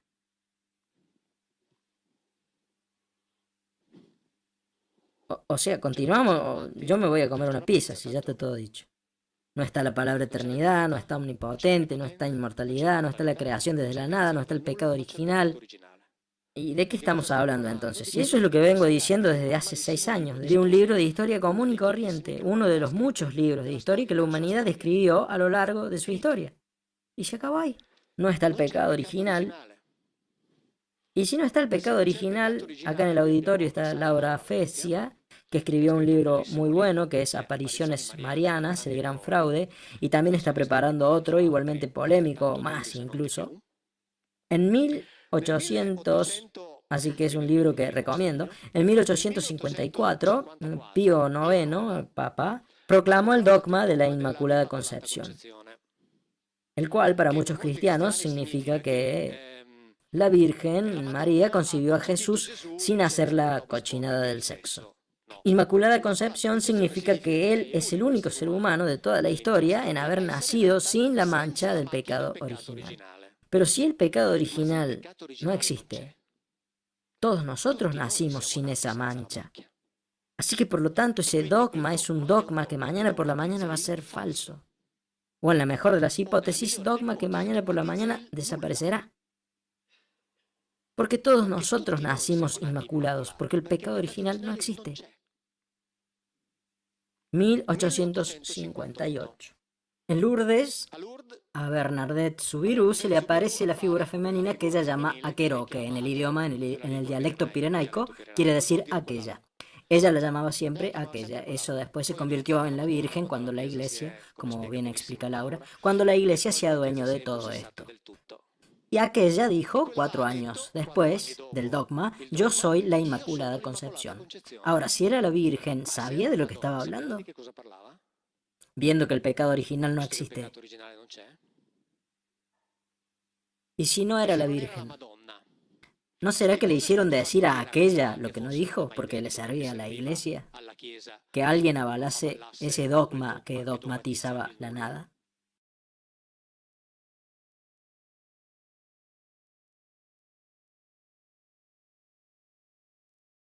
Biblia de Jerusalén. Estoy manteniendo el pacto, ¿eh? Ninguna traducción es mía. Así que aquel que no esté de acuerdo conmigo, porque puede haber alguno entre ustedes, ellos discuten entre sí y después dicen, ellos los sabios, y después nos dicen a nosotros, los ignorantes, cuál es la conclusión.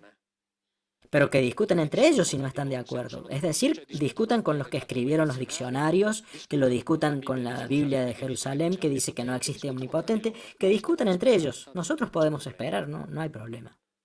Así que, si no están de acuerdo, que se la arreglen entre ellos. Y no estoy hablando de usar ni siquiera una sola de mis traducciones. Les estoy diciendo que la respuesta a todo lo que dicen ellos ya está escrito en la Biblia. Pecado original. Génesis 3. Ya saben, cuando Adán y Eva desobedecieron. Por cierto, esto viene perfecto para hablar del libre albedrío. La primera vez que Adán y Eva toman una decisión propia, se la mandan a guardar. Así que este es el libre albedrío. Es decir, te hacemos libre para decidir, pero si no haces lo que decimos nosotros, eso es libre albedrío. En lo que a mí respecta, no, discúlpenme. Es decir, todos los dictadores del mundo dicen, si no haces lo que digo yo,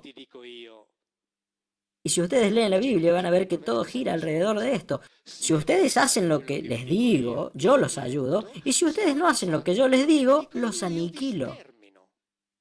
Y eso es acá, acá, no en el más allá, acá los extermino. Este es el libre albedrío del Dios bíblico, que por suerte no es Dios, obviamente, era un simple gobernante como todos los demás. Ahora bien, resumiendo, estos dos individuos toman esta decisión autónoma que entre otras cosas significa la de volverse autónomos desde el punto de vista de la reproducción. Eva es muy probable, como está escrito incluso en la literatura rabínica, se unió sexualmente con uno de ellos. Caín es muy probable que sea hijo de uno de ellos. En cambio, Abel es hijo del encuentro sexual entre Adán y Eva. Y después al respecto les voy a leer algo curioso que pasó con Adán cuando le presentaron a Eva.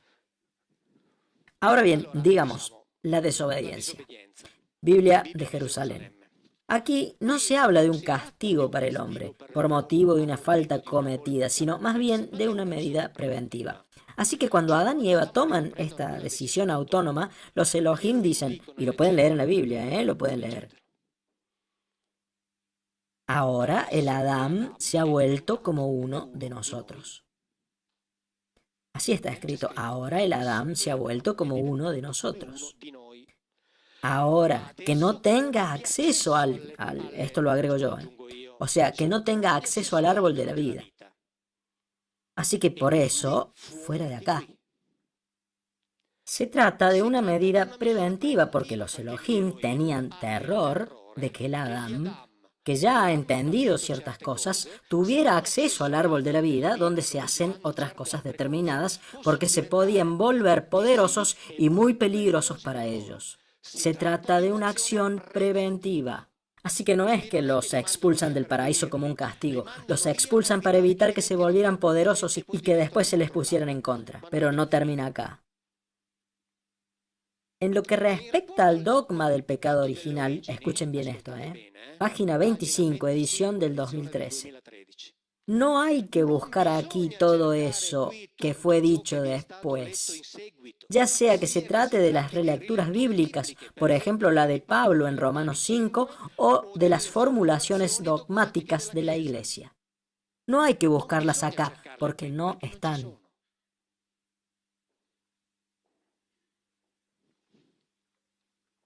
No hay una palabra que signifique Dios, tampoco una para eternidad, tampoco omnipotente, tampoco creación, tampoco inmortalidad. No existe el pecado original. ¿Hay necesidad de decir otra cosa? Y no estoy hablando de ninguna traducción en particular. Estoy leyendo lo que escriben ellos. Y desde hace un tiempo yo vengo diciendo que hago el trabajo de un idiota. Es decir, el trabajo más estúpido del mundo. Yo leo lo que está escrito. Yo leo lo que ya está. Es un trabajo de idiota, en serio. Leo lo que ya está escrito. Así que ahora no existe ninguna de estas cosas que mencioné. Y ahora llegando a este punto, la pregunta obligada es, pero si no hubo creación,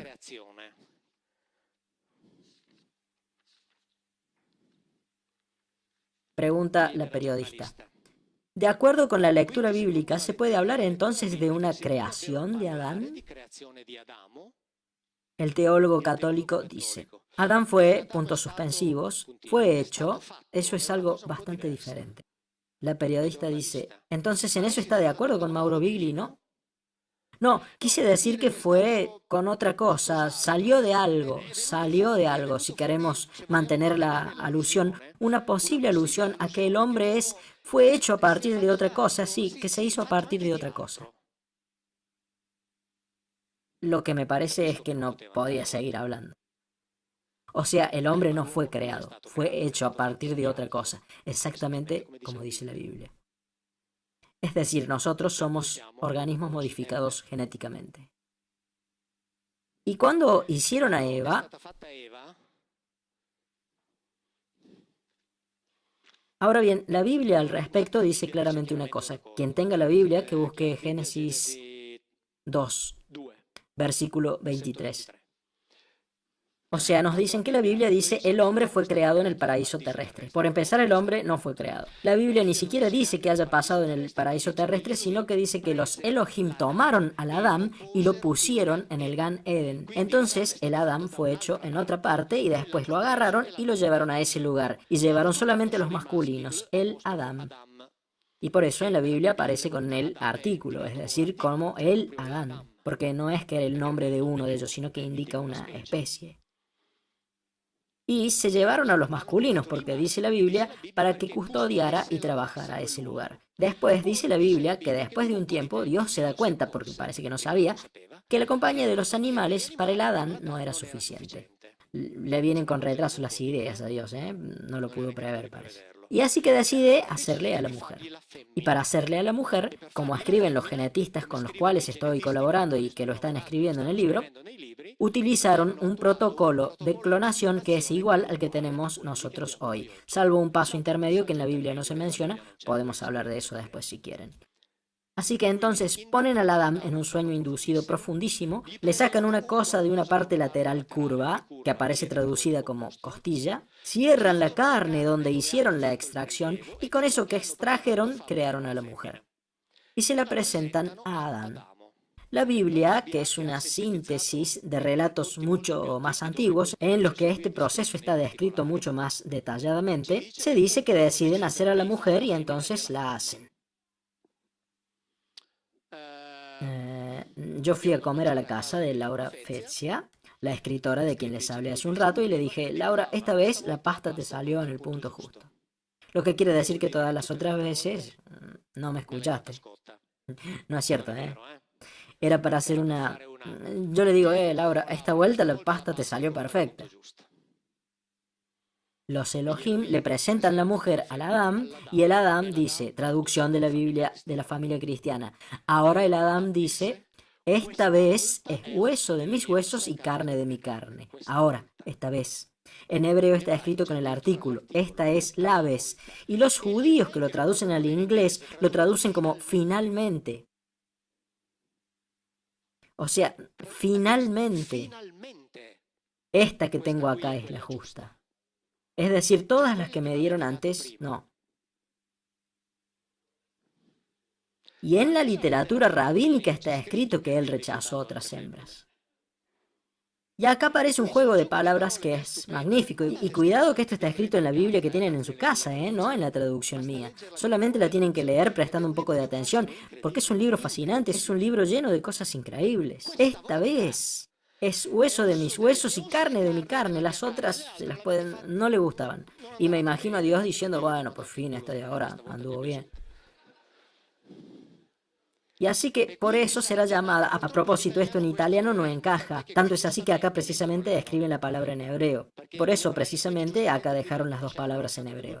Así que será llamada donna, varona, mujer, lo cual en italiano no encajaba para nada. En hebreo, en cambio, se puede entender perfectamente. Será llamada Isha porque del Ish fue sacada. Ish significa individuo masculino. Isha es la unión de la terminación femenina con el masculino Ish. Así que salió de un Ish, por lo tanto es una Isha. Algo así como decir salió de un hombre, así que es una hombra. Dice, esta vez por fin la hicieron de mí. Esta de ahora está bien. Acá lo dice, continúo con el pacto. Y aclaro otra vez, solamente hay que leerla. Repito, todos tenemos la inteligencia para entenderla, todos por igual. No vamos a tener ningún problema, solamente hay que leerla con un poco de interés, con un poco de atención, si es posible liberándose de esos filtros que hayan sido puestos antes, por los cuales uno lee y esta vuelta es hueso de mi hueso, carne de mi carne. No, momentito, esta vez, eso quiere decir que hubo otras veces que no. Así que sobre esto no puede haber dudas. Ninguna duda, las otras veces no. Ahora bien, Adán fue fabricado. No está omnipotente, no está eternidad, no está el pecado original. En el año próximo, 2020, parcialmente lo van a ir haciendo. La iglesia va a abandonar el Antiguo Testamento porque ya no lo pueden defender más. En el 2008 ya la congregación de culto del Vaticano mandó una circular que pueden encontrar en internet, no es ningún secreto, a los obispos y a los sacerdotes diciéndoles que no usen más en la liturgia el nombre Yahvé porque no es cristiano, en el 2008. Y es correcto. Y gradualmente, conforme pasa el tiempo, o sea, ellos lo saben ya desde hace bocha. Lo que pasa es que debido a las formas de comunicación actuales, todo se está viralizando y ya no lo pueden controlar más como hacían antes, hasta finales de los años 50 o 60. Así que por eso el Antiguo Testamento gradualmente será abandonado. Porque ya no lo pueden sostener más, obviamente, porque lo que dice ahí es muy evidente. Así que después de eso, todo se centrará en el Nuevo Testamento. El problema es que como el Nuevo Testamento existe, o mejor dicho, ese personaje de ahí, la figura crística, existe como hijo del Dios Padre,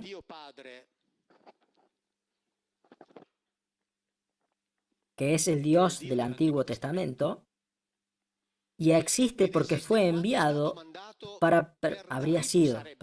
enviado para reparar el daño mortal provocado por el pecado original. Pero si en el Antiguo Testamento no existe el Dios Padre, no existe el pecado original, Jesucristo entonces, o sea, es inútil negarlo. Si no existe lo otro, no existe esto. No se puede decir, bueno, abandonemos eso y centrémonos en esto. Centrémonos en esto si la gente continúa sin pensar. Pero si pensaran no se podrían centrar ni siquiera en esto. Lo que no quiere decir que eso que está escrito ahí, o sea, lo que dice Joshua Ben Yosef, no sea que entre otras cosas nosotros lo llamamos Jesús, pero deberíamos llamarlo Josué, como yo lo llamo en mi libro, porque él se llamaba Josué, como todos los otros Josué de la Biblia. Pero si lo llamamos Jesús, al menos parece que fuera el único, pero no, se llamaba Josué y se acabó. Jesús es la latinización, pero a todos los demás los llamamos Josué y a él casualmente lo llamamos Jesús. No, él se lo llamaba Josué como todos los demás. Así que si este Josué existió, yo, digamos así, estoy entre los que piensan que puede ser que haya existido. Pero no hay ninguna prueba histórica, que quede claro. Por eso digo que estoy entre aquellos que piensan que puede haber existido. Porque incluso los llamados autores romanos que hablan de ese grupo no hablan de él, hablan de los cristianos, es decir, de una secta que tenía como jefe a uno que llamaban el Cristo. Pero cuando Tácito habla de esta secta, él la llama superstición, lo que quiere decir que él es el primero que pensaba que no existió, porque de otra forma no lo hubiera definido como superstición. Por lo que no hay ninguna prueba histórica. Pero yo estoy entre aquellos que tienden a pensar que ese rabino judío, judeo-mesiánico, antirromano, sí existió. Después sobre eso se construyó, gracias al pensamiento griego, platónico y neoplatónico, particularmente la conocida figura crística. Y para construir la figura crística la conectaron con un Dios Padre del Antiguo Testamento, donde no es mencionado, y le dieron como justificación al pecado original que no existe. Por lo tanto, la figura crística no tiene razón de ser. Yo, en el libro que escribí para Mondadori, dije al principio que yo había hecho un análisis paralelo. Acá en este libro, La Biblia no habla de Dios, está la primera parte. En el otro libro que salió hace una semana y que esta noche ya lo tenemos acá terminado, o al menos ya están terminadas todas las copias que me mandó Mondadori, y utilizo la misma técnica, e hice un análisis paralelo entre el Antiguo Testamento y los textos griegos. Principalmente lo hice con Homero, para mostrar cómo es que relatan exactamente la misma historia. Es decir, que hablan exactamente de los mismos individuos, a los cuales la Biblia llama Elohim y que los textos griegos llaman Theoi, y a los que en la India llaman los Devas y que en en América los llamaban los Viracocha, pero son siempre los mismos. Siempre tienen las mismas características físicas, las mismas actitudes, las mismas necesidades neurofisiológicas, se movilizan de la misma forma, usan la misma tecnología, etcétera, etcétera, etcétera. Entre otras cosas, este libro ha pasado bueno, ya no me acuerdo bien, pero dicen que pasó a ser un bestseller después de que tuvieron que hacer muchas más reimpresiones, cosa que yo no sabía. Así que Ahí comencé lo que después continué en el otro libro. Repito que fue publicado hace unos días atrás. Precisamente para mostrar cómo los pueblos antiguos contaron todos en realidad la misma historia. Y si se aplicase a la Ilíada y a la Odisea la misma metodología, es decir, la misma categoría exegética y filológica que se le aplicaron a la Biblia, podríamos crear el monoteísmo homérico. Pero por fortuna nunca se le ocurrió hacer algo como eso a un teólogo, porque de lo contrario estaríamos acá ahora discutiendo sobre la teología homérica. Pero por suerte no se le ocurrió eso a ninguno, por lo cual nos limitamos a hablar de la teología bíblica, pero las historias son iguales. Y lo interesante es que si nosotros agarramos una cosa de la que ya nadie habla, porque obviamente en ese momento, después del concilio de Nicea, cuando había un poco más de 40 o 50 cristianismos diferentes que eran predicados originalmente, y Constantino reunió varios representantes en Nicea y les dijo, ahora ustedes van a salir de acá con uno solo. A todos los demás los tiramos a la basura y los hacemos desaparecer. O sea, definan ustedes una verdad. No me importa cuál sea, elíjanla ustedes. Y a todas las demás las vamos a declarar heréticas y las vamos a hacer desaparecer. Y por votación eligieron la que creemos ahora, es decir, la que se enseña. Y si en la votación se hubiera elegido otra, ahora creeríamos en otra cosa, pero eligieron esta. ¿Ok? Después de lo cual, todo eso que hacían y decían los primeros cristianos, obviamente, se fue buscando hacerlo desaparecer. Después, por suerte, escribieron libros, como por ejemplo los de Celso. Esto fue en el siglo II después de Cristo. Y es cierto, Celso fue después declarado uno de los herejes. Y también, por ejemplo, los de Justino Mártir, que por el contrario fue declarado santo y es uno de los padres de la Iglesia. Y ahora escuchen lo que dice Celso. En su libro llamado El verdadero discurso, en el capítulo 5, estamos en el siglo II después de Cristo, por lo que habla de las varias creencias de los cristianos.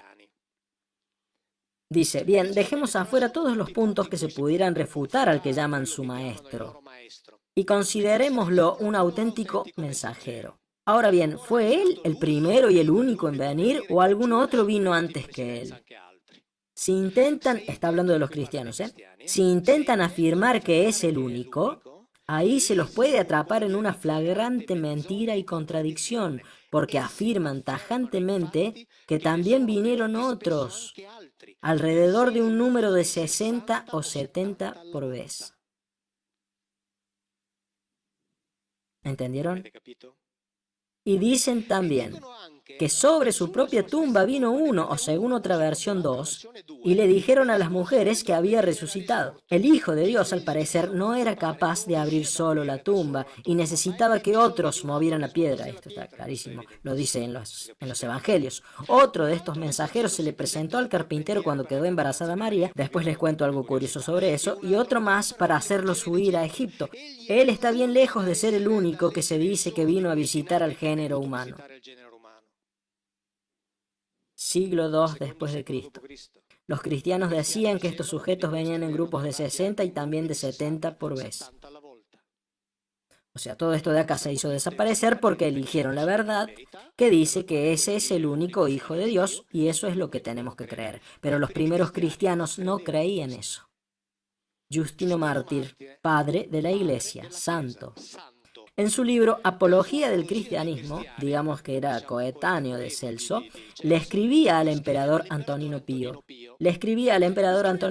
Para decirle, pero ¿por qué nos persiguen a nosotros los cristianos? ¿Por qué? Y escuchen lo que le dice.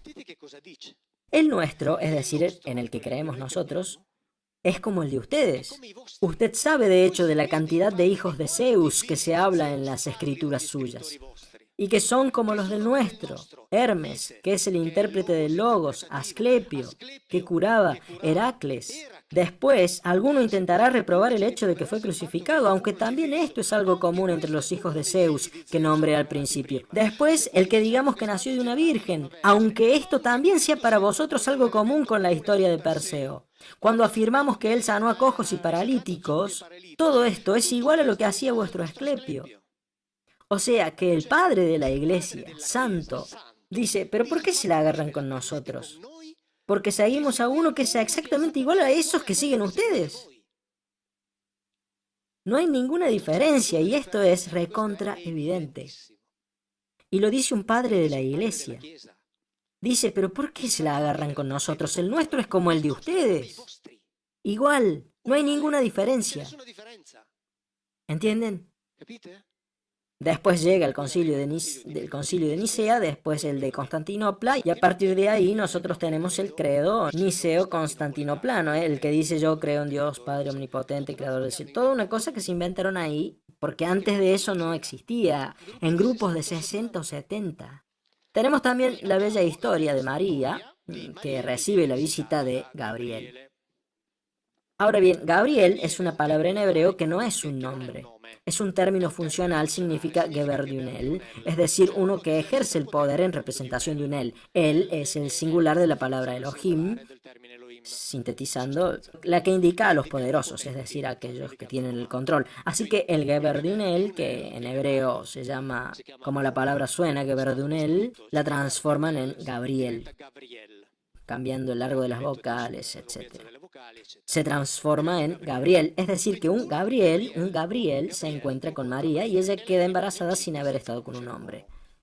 Este tipo de cosas en el Antiguo Testamento se cuentan muchas veces, es decir, que muchos visitaban a las mujeres de la familia abrahámica y después de que ellos las visitaban, ellas quedaban embarazadas. Esta historia de acá se repite constantemente en el Antiguo Testamento, pero atención, en los textos coetáneos es decir, paralelos a los evangelios, se cuenta, por ejemplo, el hecho de que José tenía miedo de que María hubiera sido engañada por alguien que se hizo pasar por otro. Ahora bien, esto que cuento en los evangelios canónicos obviamente fue borrado, porque José debe ser uno que aceptó la voluntad de Dios. Y no fue así. Él pensaba y decía, pero si fue así, ella debe ser lapidada.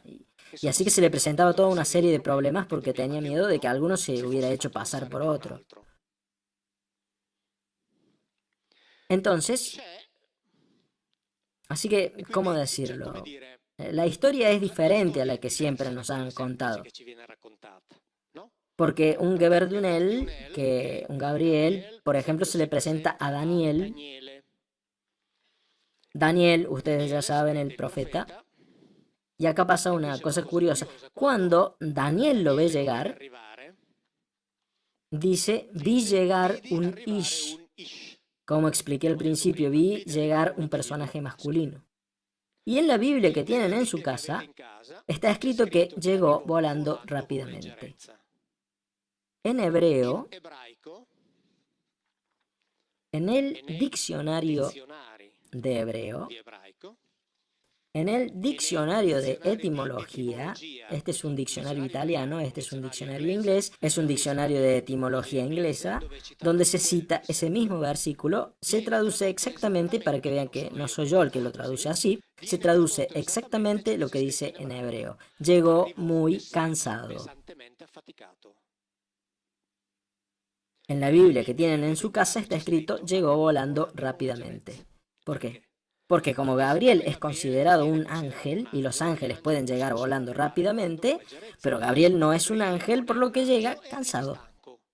Así está escrito, y lo dice acá, ¿eh? Acá está. Acá. No les estoy mostrando la traducción mía, estoy manteniendo mi compromiso. Está acá está lo que dicen los diccionarios para que lo puedan ver las veces que quieran. Y están comparados con las fotocopias de las páginas. Así que un Ish visita, un individuo masculino visita a María y ella queda embarazada sin haber conocido un Adán. Es decir, sin haber conocido uno perteneciente a la especie de los Adán. Así que es probable que el Espíritu Santo sea el que entró por donde hay que entrar, ¿no?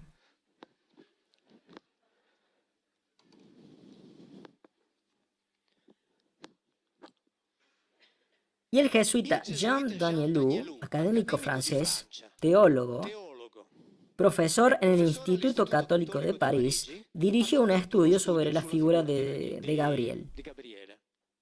Y sobre la figura del Espíritu Santo, como saben, en el Evangelio está escrito que el Espíritu Santo cubrió a la Virgen con su sombra y ella queda embarazada. Bueno, él dirigió un estudio completo, acá lo simplifico, para decir que el Espíritu Santo no es otra cosa que la transposición cristiana del relato judío de Gabriel, jesuita, académico de Francia, docente en el Instituto Católico de París. Gabriel es el Espíritu Santo es la transposición en términos cristianos de la figura de Gabriel. Así que jesuita, etcétera, etcétera, etcétera, dice que cubriendo a la Virgen estuvo Gabriel, y que es lo que los cristianos llaman el Espíritu Santo.